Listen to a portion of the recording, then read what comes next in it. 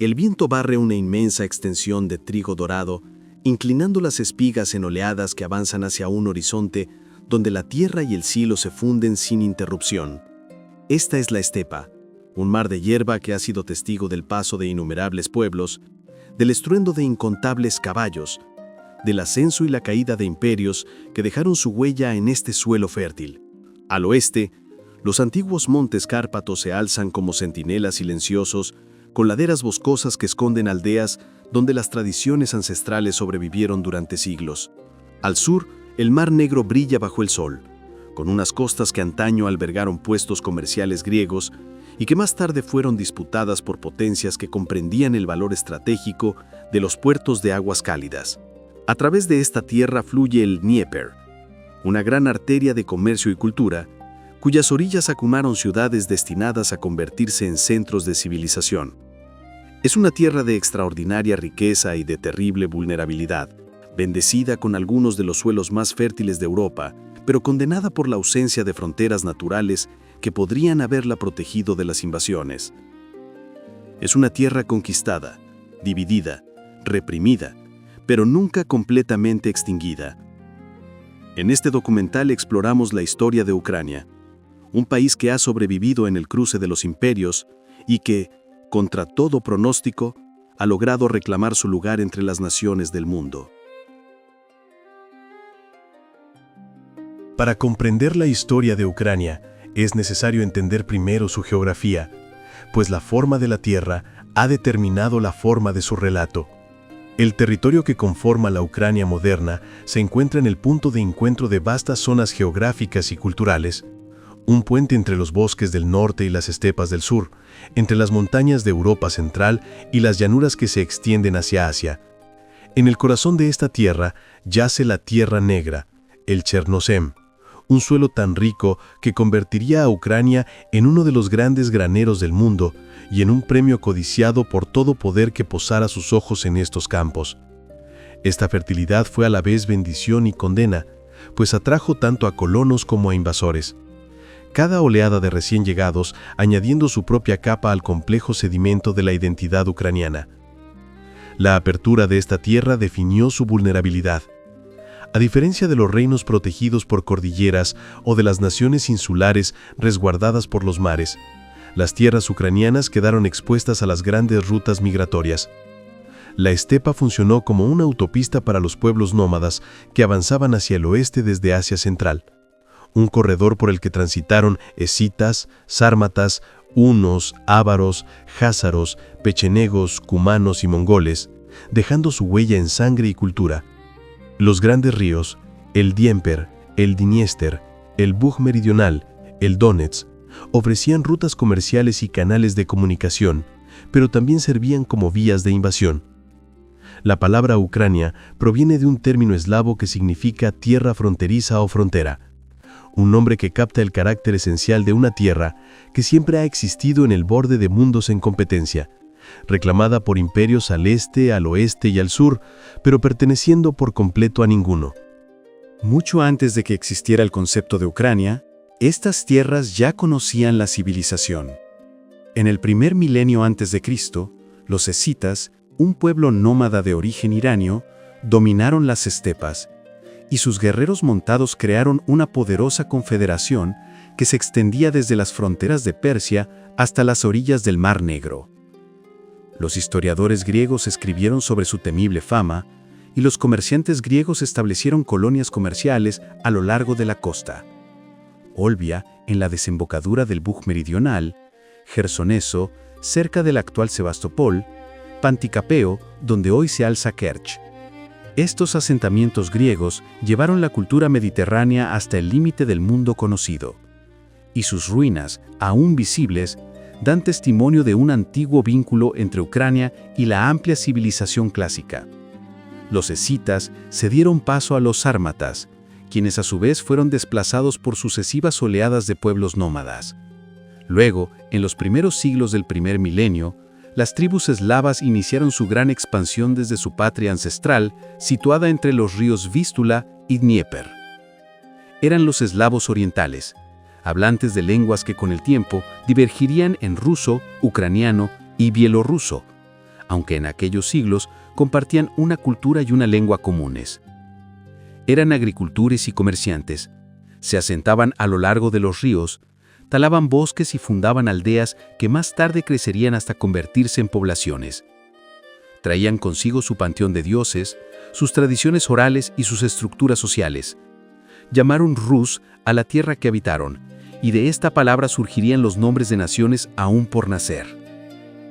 Según la crónica de los tiempos pasados, redactada siglos más tarde por monjes que buscaban explicar los orígenes de su pueblo, las tribus eslavas orientales invitaron a guerreros varegos de Escandinavia a gobernarlos y aportar orden a sus tierras conflictivas.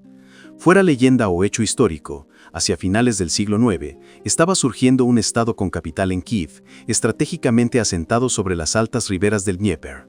Bajo el gobierno de príncipes que llevaban nombres como Oleg, Ihor y Sviatoslav, Kiev pasó de ser un puesto comercial a convertirse en el centro de un reino que dominaría Europa Oriental durante 3 siglos. El momento decisivo llegó en el año 988, cuando el príncipe Volodímir, conocido por la historia como Volodímir el Grande, tomó una decisión que definiría el destino de los pueblos eslavos orientales. Con el fin de unificar su reino y establecer lazos con las grandes civilizaciones del sur, eligió el cristianismo bizantino frente a las alternativas ofrecidas por Roma, el mundo islámico o los jázaros judíos. Siguieron bautismos masivos en el Dnieper, y con el cristianismo llegó un torrente de cultura bizantina, arte, arquitectura y sobre todo lengua escrita. Los monjes adaptaron el alfabeto cirílico a los sonidos eslavos, creando el eslavo eclesiástico antiguo, la lengua litúrgica que serviría de base para el desarrollo literario en todo el mundo eslavo ortodoxo. La Rus de Kiev alcanzó su apogeo bajo el hijo de Volodímir, Yaroslav el Sabio, cuyo largo reinado, de 1019 a 1054, convirtió a Kiev en rival de Constantinopla en esplendor. Se alzó la Catedral de Santa Sofía, con sus 13 cúpulas, y su interior brillaba con mosaicos y frescos que aún pueden contemplarse hoy.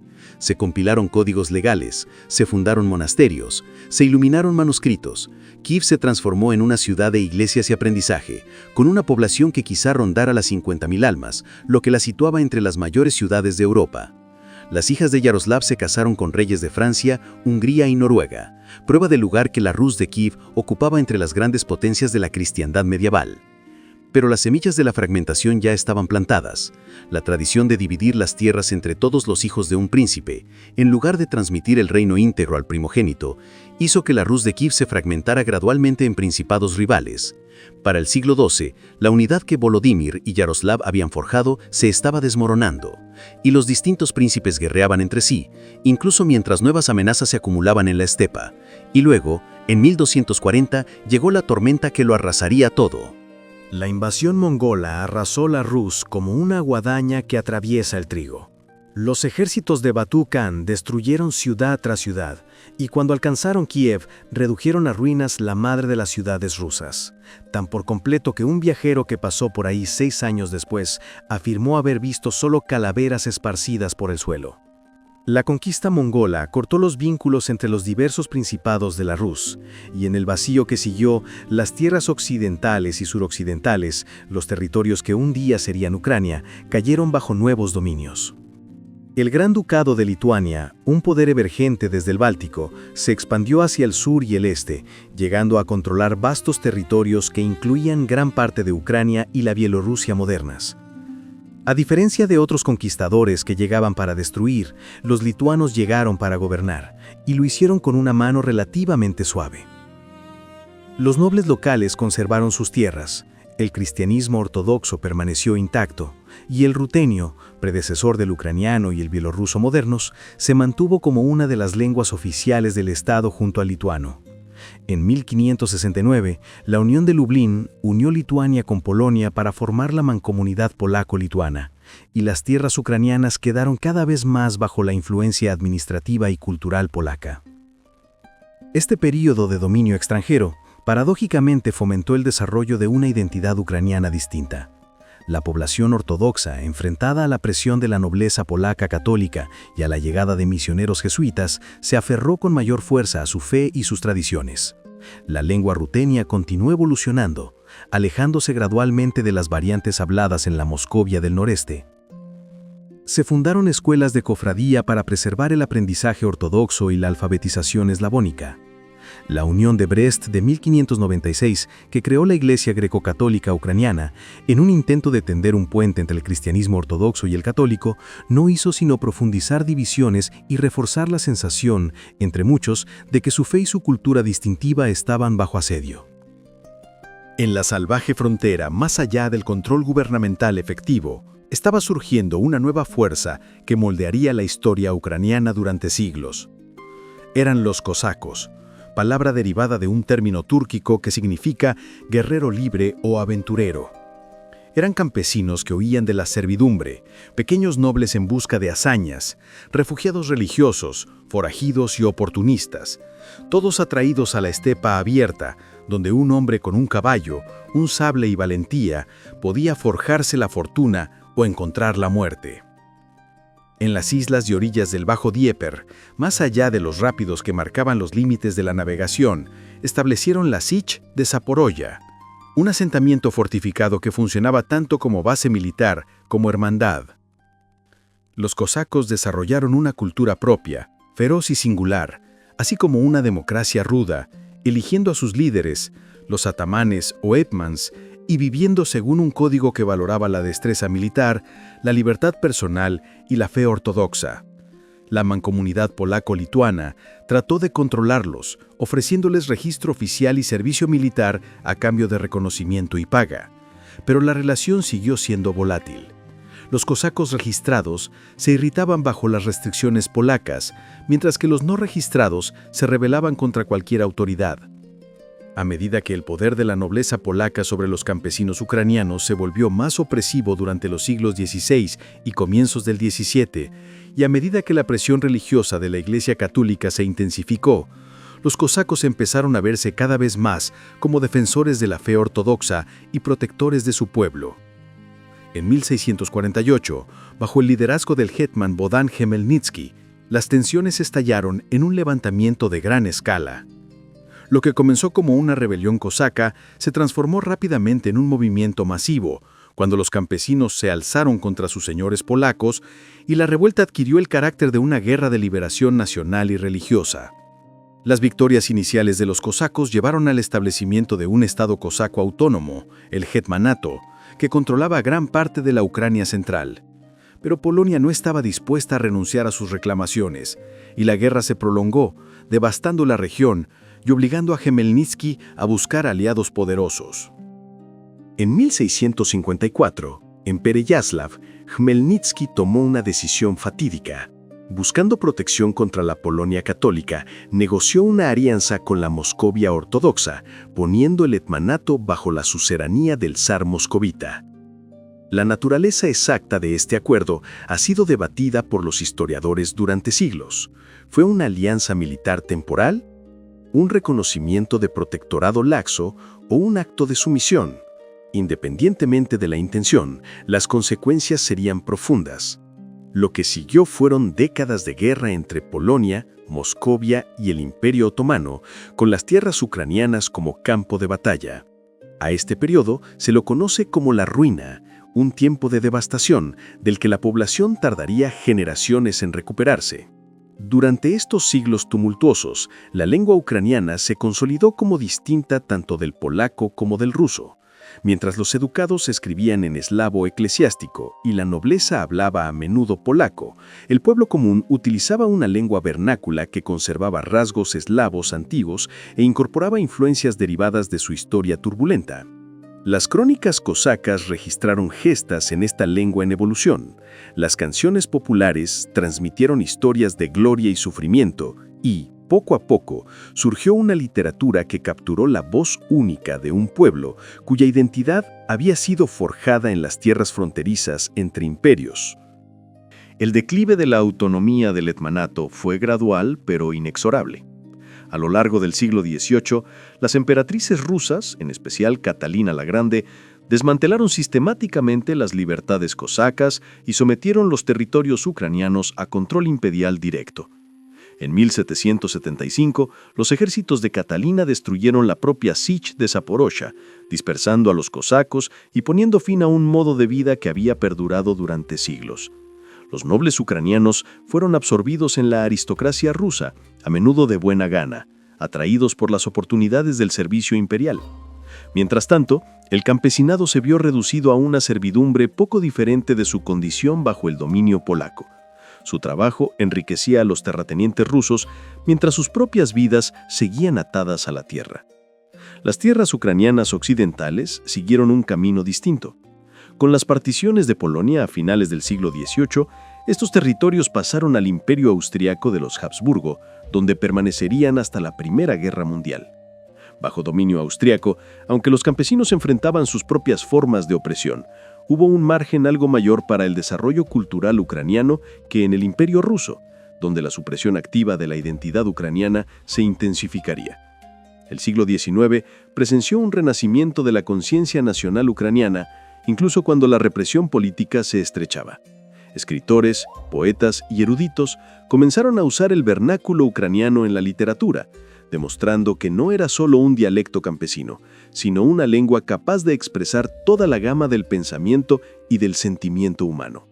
El poeta Taras Shevchenko, nacido siervo en 1814, se convirtió en el símbolo de este despertar.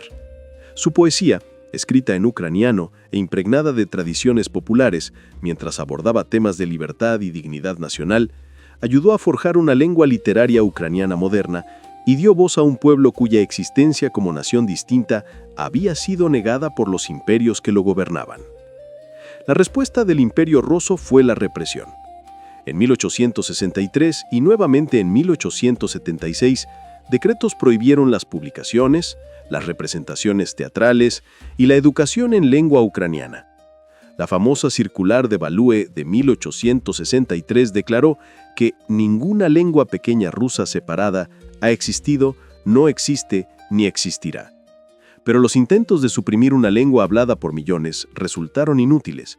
El ucraniano siguió evolucionando en los hogares, en las aldeas y en publicaciones clandestinas, mientras que en la Galicia, bajo dominio austriaco, donde la censura era menos severa, la vida cultural ucraniana floreció con relativa libertad, creando un centro que alimentaría la conciencia nacional también en las tierras orientales. La Primera Guerra Mundial hizo añicos el viejo orden. Los imperios ruso y austríaco, enfrentados en un combate mortal con tierras ucranianas como uno de los principales campos de batalla, colapsaron ambos bajo la revolución y la derrota. En el caos que siguió, los ucranianos aprovecharon su momento. En marzo de 1917, al iniciarse la Revolución Rusa, los líderes ucranianos en Kiev formaron la Rada Central, un organismo representativo que inicialmente buscaba autonomía dentro de una federación rusa democrática.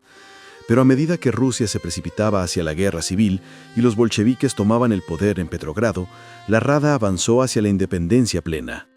El 22 de enero de 1918, la República Popular Ucraniana proclamó su independencia, el primer estado ucraniano moderno. Por un breve y fulgurante instante, pareció que los siglos de dominio extranjero podían llegar a su fin. El gobierno estableció ministerios, imprimió moneda, organizó un ejército y obtuvo reconocimiento diplomático de varios países. El ucraniano se convirtió en la lengua oficial del Estado. Escuelas y universidades enseñaban en ucraniano. La vida cultural floreció en la libertad de la independencia. Pero la República Popular Ucraniana nació en un mundo de guerra total y revolución.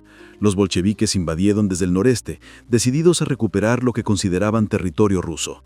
Los alemanes ocuparon Ucrania bajo los términos del Tratado de Brest-Litovsk y luego impusieron un régimen títere cuando la Rada Democrática les pareció demasiado radical. Los polacos avanzaron desde el oeste, reclamando territorios que habían gobernado antes de las particiones. Los ejércitos blancos rusos lucharon por restaurar el imperio, sin contemplar lugar alguno para la independencia ucraniana. Varios gobiernos se sucedieron en Kiev. Ejércitos campesinos dirigidos por el anarquista Néstor Magno controlaban el campo, combatiendo contra todos.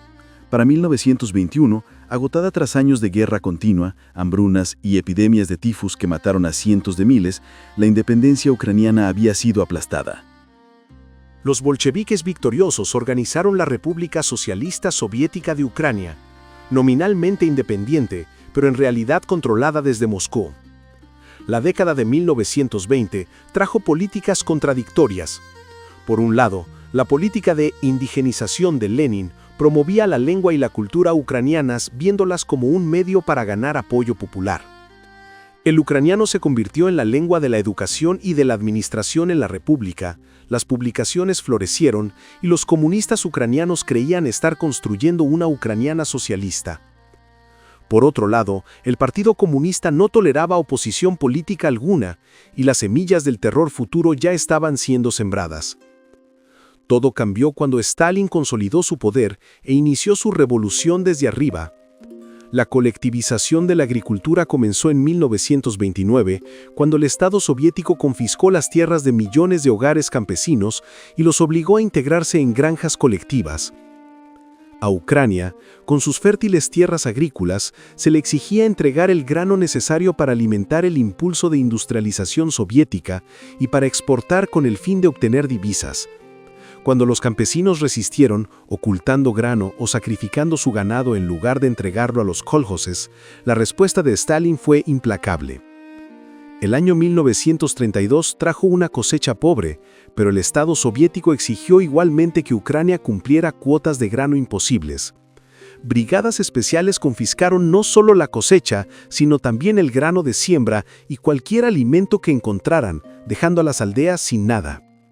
En 1933 se desató el Holodomor, la muerte por hambre, una de las mayores atrocidades del siglo XX.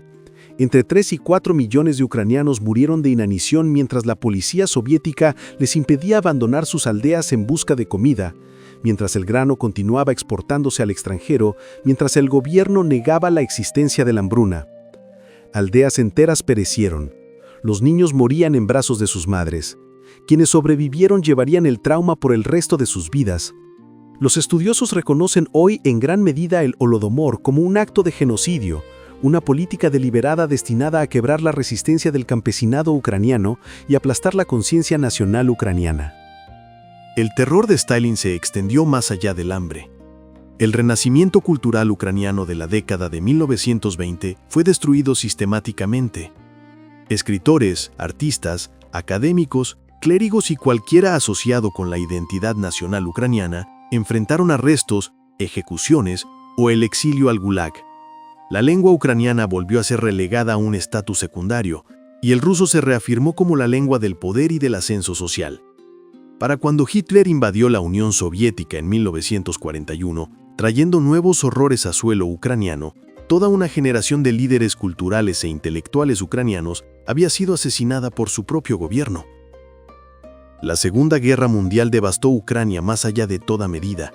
La ocupación nazi entre 1941 y 1944 trajo asesinatos masivos, con más de 1,5 millones de judíos ucranianos asesinados en el Holocausto, junto con cientos de miles de otras personas consideradas indeseables por el régimen genocida. Ciudades fueron destruidas, aldeas incendiadas, la población sometida a una brutal explotación.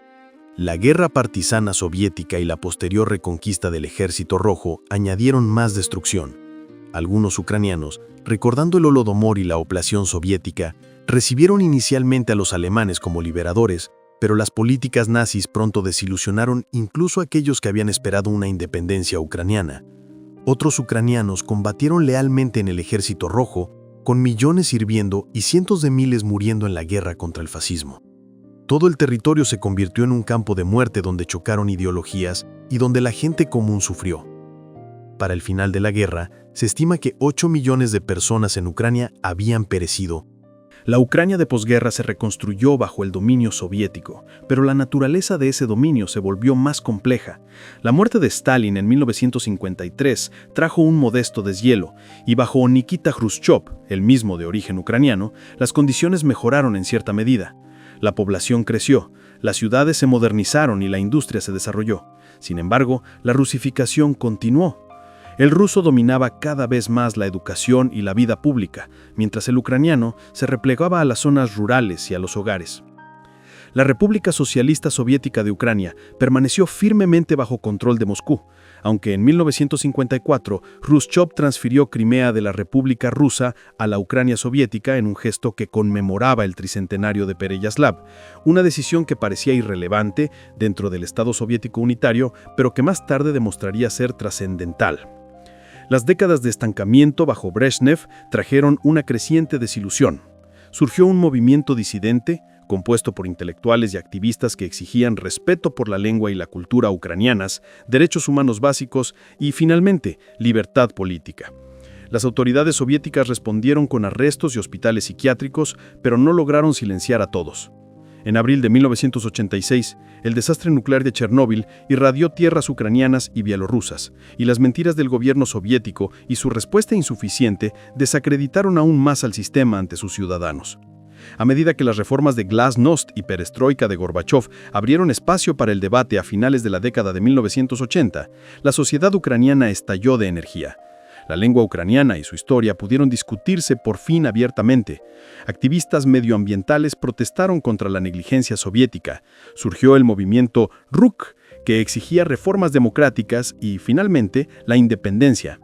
Cuando el golpe de línea dura contra Gorbachov fracasó en agosto de 1991, Ucrania aprovechó el momento. El 24 de agosto de 1991, el Parlamento ucraniano declaró la independencia y en diciembre un referéndum vio a más del 90% de los votantes, incluyendo mayorías en todas las regiones, aprobarla. Tras siglos de dominio extranjero, movimientos independentistas quebrados, cultura reprimida y sufrimientos terribles, Ucrania era finalmente libre. La independencia trajo desafíos inmensos. La transición económica del sistema de planificación central soviético a la economía de mercado resultó caótica y dolorosa, con una hiperinflación que destruyó los ahorros y con oligarcas que capturaron gran parte de la riqueza del país. La vida política oscilaba entre quienes buscaban la integración con Europa y quienes favorecían lazos estrechos con Rusia. La lengua ucraniana, marginada durante tanto tiempo, tuvo que recuperar su lugar en la educación, el gobierno y la vida pública, un proceso complicado por el hecho de que décadas de rusificación habían convertido al ruso en la lengua dominante en las principales ciudades y en gran parte de las regiones orientales y meridionales. La Revolución Naranja de 2004, desencadenada por unas elecciones presidenciales fraudulentas, demostró que los ucranianos no aceptarían un regreso al autoritarismo.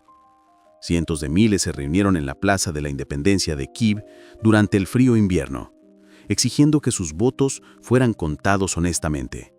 Su victoria pareció anunciar una nueva era democrática, pero aquella promesa resultó difícil de cumplir, pues las élites políticas siguieron priorizando sus propios intereses por encima de las reformas.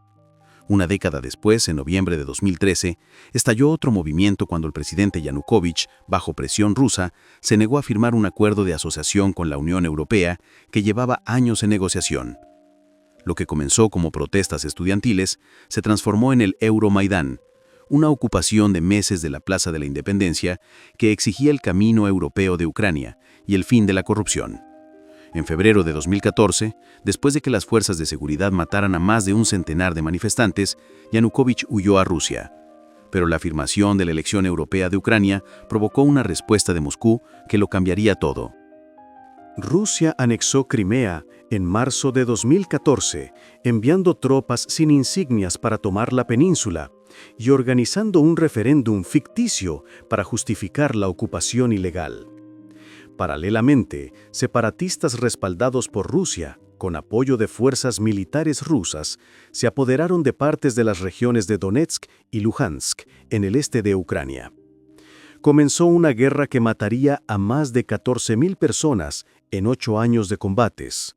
Ucrania, obligada a reconstruir su ejército prácticamente desde cero, logró evitar nuevas pérdidas territoriales, pero el conflicto quedó congelado con fuerzas rusas ocupando partes del este. Luego, el 24 de febrero de 2022, Rusia lanzó una invasión a gran escala, el mayor asalto militar en Europa desde 1945. El mundo observó cómo columnas de blindados rusos avanzaban hacia Kiev, cómo misiles golpeaban ciudades ucranianas, cómo millones huían de sus hogares. La invasión conmocionó a la comunidad internacional y galvanizó el apoyo a Ucrania, con naciones occidentales proporcionando ayuda militar e imponiendo sanciones severas a Rusia. Pero fue la resistencia ucraniana la que desafió todas las expectativas. Desde la negativa del presidente Zelensky a evacuar Kiev hasta los defensores de la planta Azovstal en Mariupol, desde el hundimiento del crucero Moskva hasta las exitosas contraofensivas que liberaron las regiones de Kharkiv y Jersón, los ucranianos demostraron que su independencia no era negociable. Hoy, Ucrania vive lo que una vez pareció impensable en la Europa del siglo XXI, un conflicto total que combina la tecnología militar moderna con la brutalidad de guerras de siglos pasados. Ciudades enteras han sido destruidas, millones han sido desplazados, y el frente, impredecible, vasto y violento, continúa consumiendo recursos, vidas y esperanzas. Cada mes de guerra revive preguntas que parecían enterradas en los archivos.